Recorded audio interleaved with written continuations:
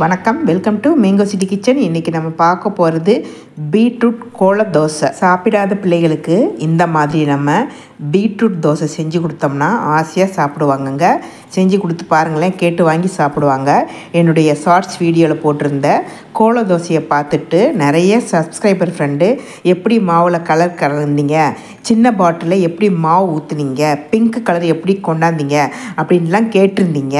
கோல டிசைன் தோசை பிஞ்சு போகாமல் எப்படி ஊற்றணும், மாவு எப்படி கலக்கணும் அப்படின்னு ஒன்றும் தெளிவாக விளக்கமாக செஞ்சு காமிச்சிருக்கேன். நிறைய டிப்ஸு ஐடியா சொல்லியிருக்கேன். டைம் இருந்துச்சுன்னா வீடியோ ஃபுல்லாக ஸ்கிப் பண்ணாமல் பாருங்கள். நான் சொன்ன மெத்தட்லேயே ஃபாலோ பண்ணி செஞ்சிங்கன்னா கோல தோசை அழகாக வரும். நம்ம சேனலில் ஏற்கனவே பீட்ரூட் கோல தோசை நிறைய ஷார்ட்ஸ் வீடியோ போட்டிருக்கேன். அதை எண்டு ஸ்க்ரீன்லேயும் ப்ளேலிஸ்ட்டு போட்டு வைக்கிறேன், பாருங்கள். உங்களுக்கு ஒரு ஐடியா வரும். பீட்ரூட் ஜூஸை வச்சு நேச்சுரலான நம்ம கலர் ரெடி பண்ணியிருக்கோம். அதனால் பிள்ளைகளுக்கு பயப்படாமல் தாராளமாக செஞ்சு கொடுக்கலாம். வாங்க வீடியோக்குள்ளே போய் பார்க்கலாம். ஃபஸ்ட்டு நம்ம பீட்ரூட்டை கட் பண்ணிக்கலாம். நல்லா இந்த மாதிரி புதுசாக வாங்கிக்கோங்க. அப்போ தான் நமக்கு ஜூஸ் நல்லா வரும். தோல் சீக்குவோம். நல்லா வாஷ் பண்ணிட்டு வந்துட்டேன். எப்போதும் பொரியல் கட் பண்ணுற மாதிரி கட் பண்ணிக்கலாம். நீங்கள் எப்படி கட் பண்ணுவீங்களோ அது போல் கட் பண்ணிக்கோங்க.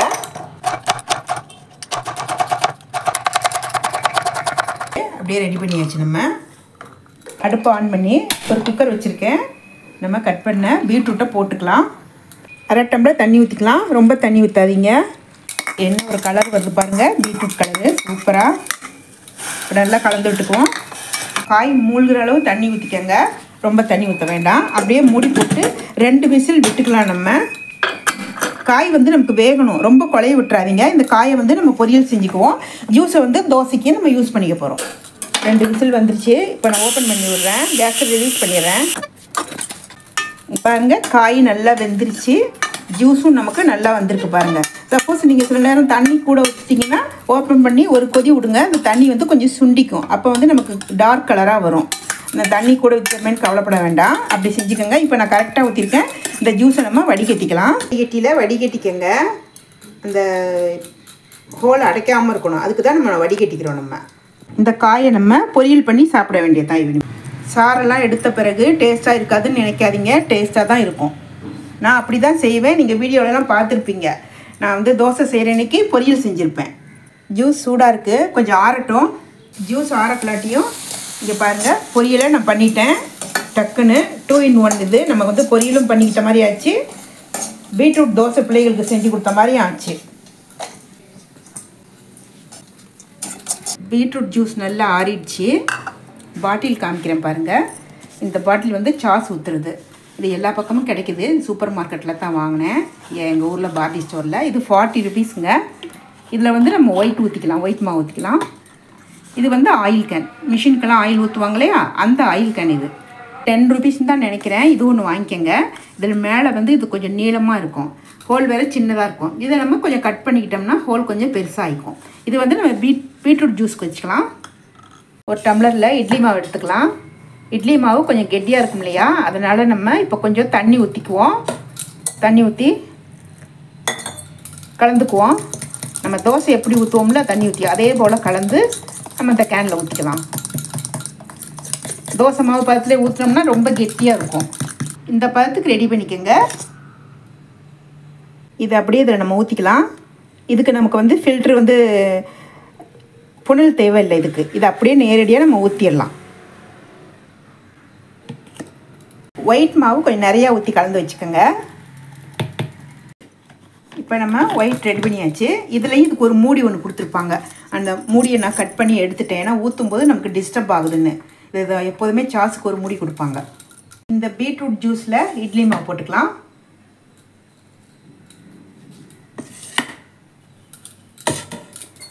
இதையும் நல்லா கலந்துக்குவோம். பாருங்கள் எவ்வளோ அழகாக இருக்குது பார்க்கும்போதே. பார்த்துக்கிட்டு நம்ம கலந்துக்கணும்.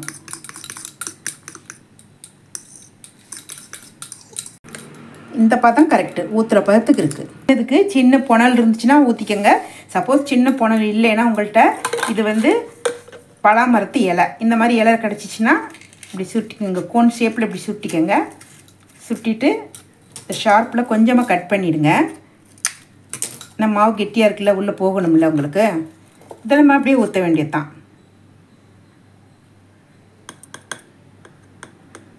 அப்படியே போயிடும் கொஞ்சம் கொஞ்சமாக, அப்படியே கொஞ்சம் கொஞ்சமாக போயிடுங்க லேசாக. நிறைய பேர் கேட்டிருந்தீங்க எப்படி ஊற்றுறீங்க அப்படின்னு சொல்லி.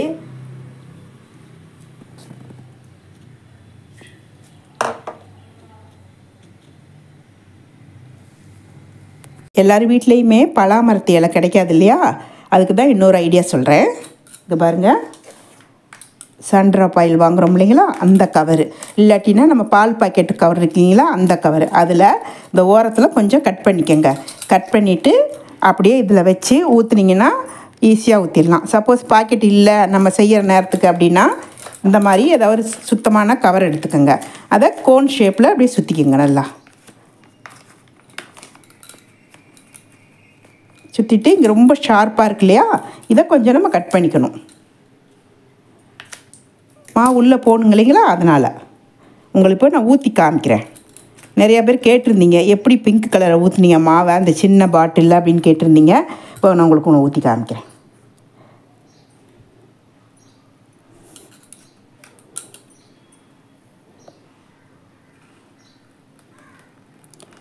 தெரியுதுங்களா உங்களுக்கு? தெரியுதா என்னன்னு தெரியலையே.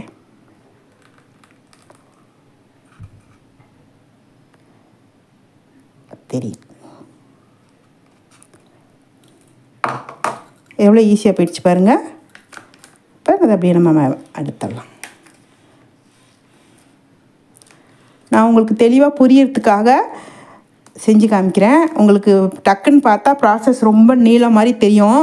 ரொம்ப ஈஸியாக செஞ்சிடலாம். நம்ம ரொம்ப கஷ்டம்லாம் கிடையவே கிடையாது. இதில் ஒயிட் மாவு ரெடி பண்ணி வச்சுருக்கோம், இதில் பிங்க் மாவு ரெடி பண்ணி வச்சுருக்கோம்.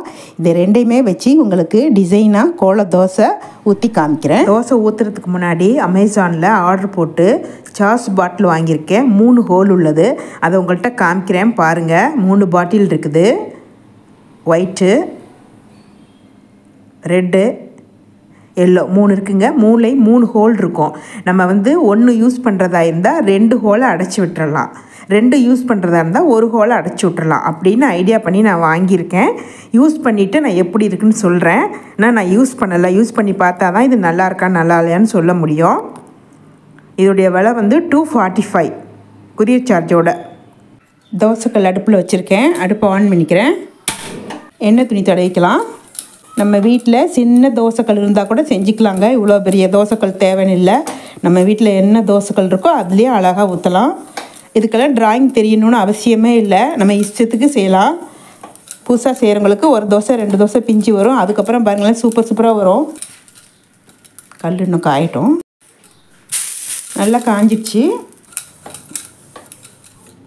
ஃபஸ்ட்டு ஊற்றும்போது இங்கே ஃபுல்லாக கேப்பாக இருக்கும் இல்லைங்களா, கீழே மாவு தங்கியிருக்கும். அப்போ நீங்கள் என்ன பண்ணுங்கள், ஃபஸ்ட்டு இப்படி செஞ்சுக்குங்க. நான் அங்கே போய் செய்யும்போது நமக்கு டிசைன் ஒழுங்காக டக்குன்னு வராது. இப்படி செஞ்சிட்டிங்கன்னா கரெக்டாக உங்களுக்கு ஊற்றுறதுக்கு வரும். இப்போ நான் ஊற்றி காமிக்கிறேன்.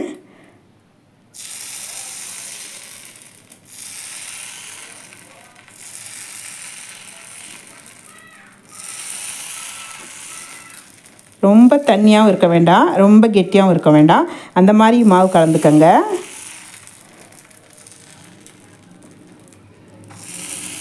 அதே போல் அடுப்பை வந்து டீயை பார்த்து குறைச்சிக்கங்க, கூட்டிக்கங்க, அந்த மாதிரி செஞ்சுக்கோங்க.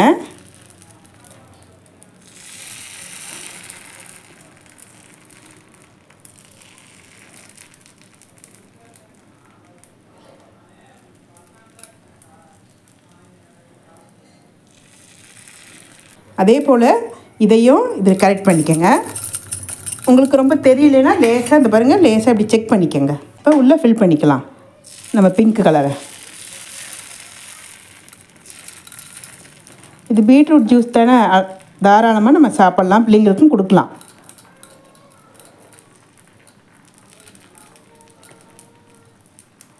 நம்ம தோசை சுடுறதுக்கு ஒரு 2-3 நிமிஷம் ஆகும்னா இது ஒரு 2 நிமிஷம் கூட ஆகும், அவ்வளோதான்.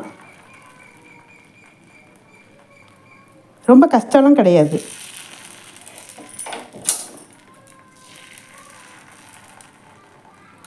அதேபோது எப்போ போடும்போதும் ஃபஸ்ட்டு அவுட்டில் போட்டுருங்க, அதுக்கப்புறம் சென்டரில் போடுங்க. ஏன்னா சென்டரில் நமக்கு தீ கொஞ்சம் அதிகமாக இருக்கும்ல, அப்போ கொஞ்சம் செவந்துக்கிட்டு வந்துடும், அதுக்காக சொல்கிறேன். எனக்கு தாமரைப்பூ எப்போதும் ரொம்ப பிடிக்கும், அதை தான் டக்கு டக்குன்னு போட்டு விட்ருவேன்.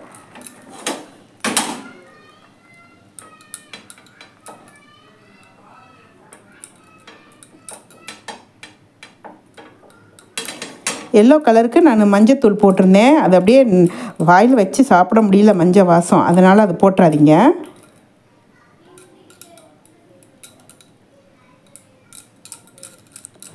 ரொம்ப தீ அதிகமாகிடுச்சின்னா குறைச்சி விட்ருங்க, இல்லாட்டி ஆஃப் பண்ணி விட்ருங்க. அதுக்கப்புறம் மறுபடியும் கூட நம்ம ஆன் பண்ணிக்கலாம். வேகட்டும், எண்ணெய் போட்டுக்கலாம். இப்போ நான் உங்களுக்கு இவ்வளோ நாளைக்கு காமிச்சது கட் பண்ணாமல் தான் காமிச்சேன் உங்களுக்கு. இது கொஞ்சம் வேகத்துக்காக இப்படி நான் தோசைக்கல்லை திருப்பி திருப்பி விட்றேன்.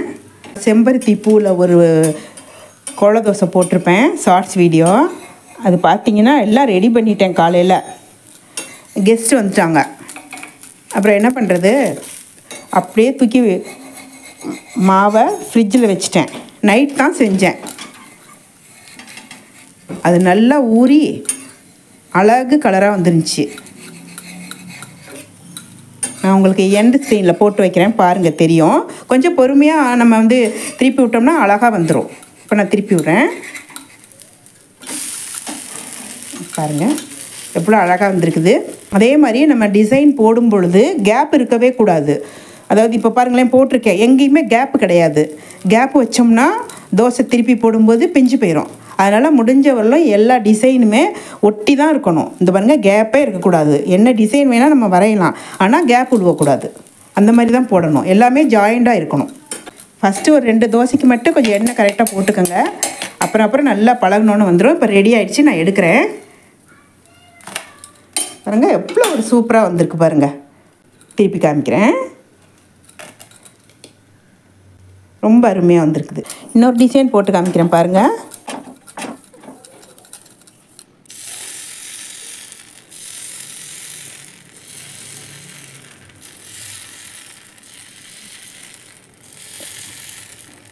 ரெண்டு தடவை போட்டிங்கன்னா உங்களுக்கு நல்லா வந்துடும்.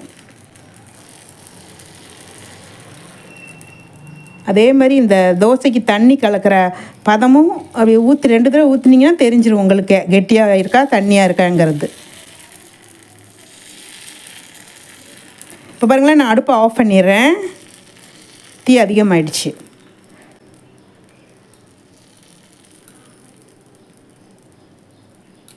முடிஞ்ச வரணும் இந்த நடு டிசைனை லாஸ்ட்டாக போடணும். ஆனால் இந்த டிசைனுக்கு வந்து ஃபஸ்ட்டு ஆரம்பிக்கிற மாதிரி தான் வருது, அதனால் போட்டுட்டேன் ஃபஸ்ட்டே.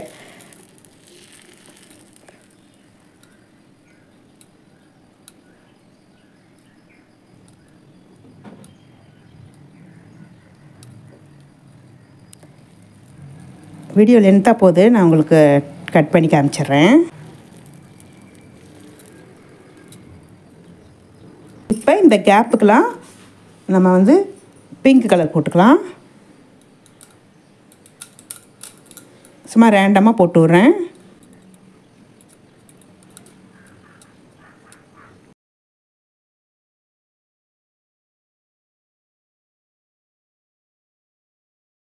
இப்போ ஒவ்வொரு பக்கமும் கேப்பே இருக்கக்கூடாது, இந்த கேப்பெல்லாம் ஃபில் பண்ணி விடுங்க. அப்போ தான் தோசை வந்து நம்ம பியாமல் எடுக்க முடியும்.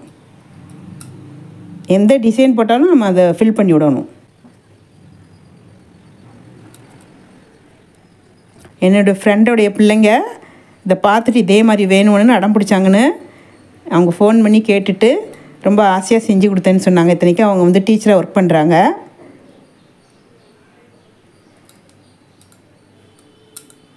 குட்டி பிள்ளைங்க.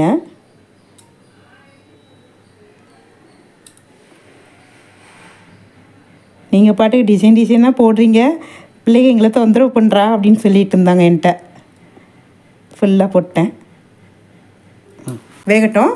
இந்த பக்கம்லாம் நல்லா வேகிறதுக்காக தோசைக்கல்லை நான் இப்படி திருப்பி காமிக்கிறேன். ஏன்னா கொஞ்சம் ஓரத்தில் போட்டிருக்கோம் இல்லைங்களா, பெருசாக எண்ணெய் போட்டுக்கலாம்.